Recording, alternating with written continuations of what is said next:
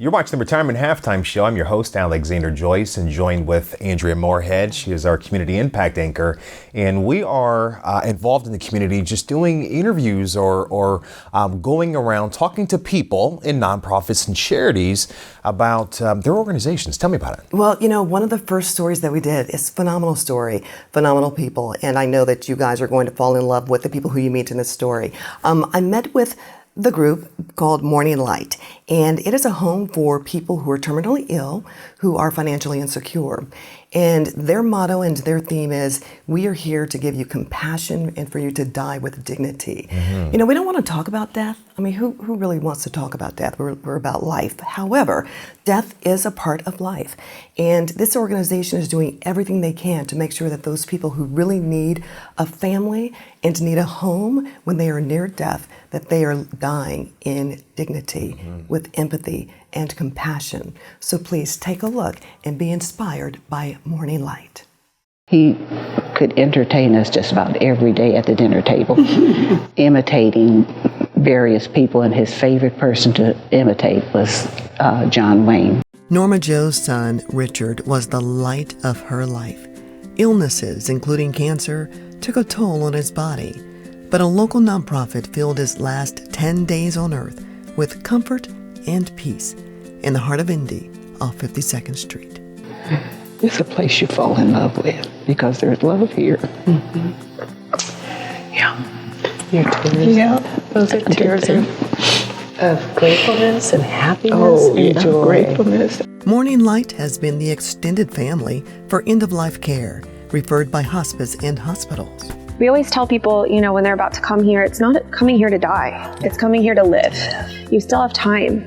Each day is a gift. Your generous gifts support 12 rooms. Financial donations help us keep this free and accessible to everyone. We don't get any insurance. We don't get any, federal funding. And all of them are filled with natural light. You can see they have a closet. We have Jack and Jill bathrooms.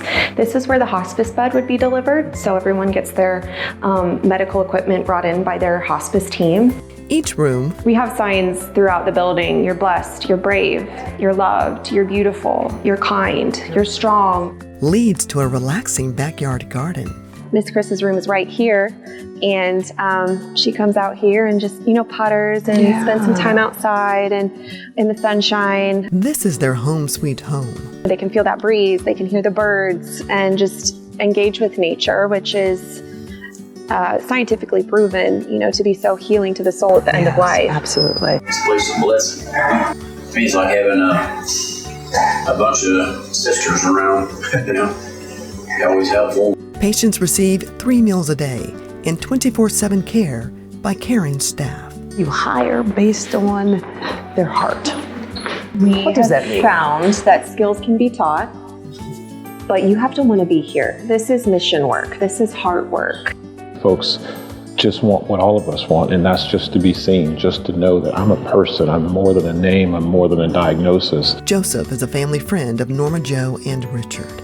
It was home, and everyone here, you can just tell it's what they do, and it's who they are. It's who they are. It's who they are. That's the difference, because people can do, but I can imagine that what you're really saying is you could feel it from them. You could feel it. And that it was real. It was real. And it was authentic. It was real, to the point where Richard was here for 10 days.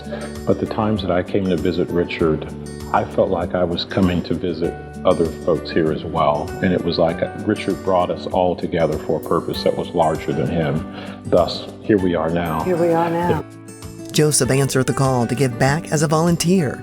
They could use your help too, with cleaning, feeding patients, and other activities. Such as coloring or Reiki or massage or aromatherapy, music therapy. I heard the story of someone who loves shrimp.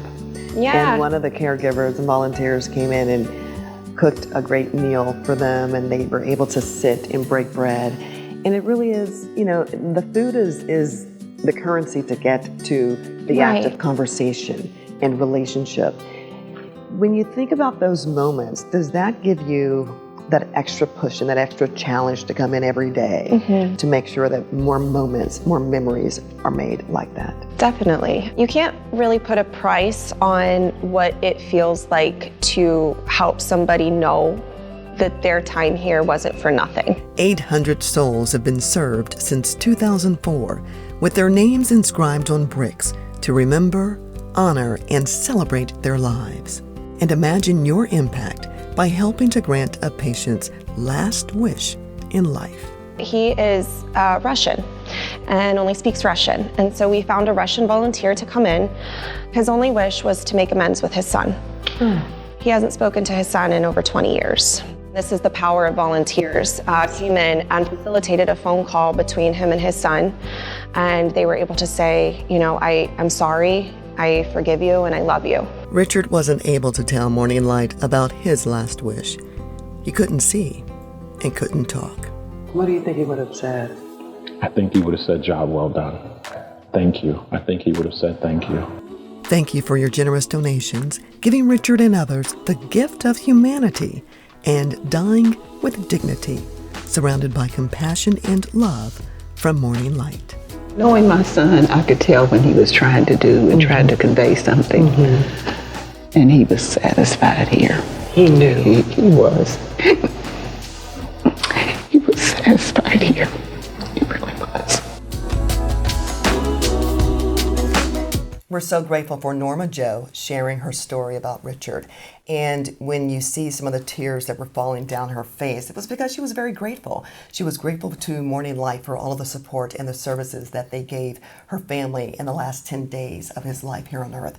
And if you would like to support, please do so. Go to our website. We have all the information for Morning Light right there for you to make sure that this institution continues to remain in our community for years and decades to come. And you're watching the Retirement Halftime Show, folks. Stay tuned. There's more show to come.